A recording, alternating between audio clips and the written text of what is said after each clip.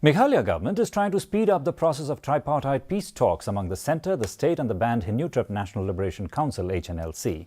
Informing this, Chief Minister Conrad Kisangma said that things are on track and they will try to speed up the process as much as possible. He, however, said that one has to realise it is a complicated process, even as he stated that he was confident that a discussion would be taken to its logical conclusion. 5 members of the HNLC are in the city to initiate the tripartite peace talks with the centre and the state governments. This is a process. We have to understand that things don't happen immediately. There are a lot of concerns from all sides, and which are very genuine, of course. And therefore, we need to take all those concerns into mind and then take the talks forward. So things are on track.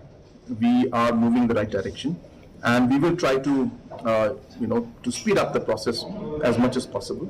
But as I said, we need to also realize that this is a complicated process, and we need to take everybody into confidence, build up the confidence as we move along. But as I said, things have been initiated, and I'm very sure and very confident that we will be able to take this discussion also to its logical conclusion.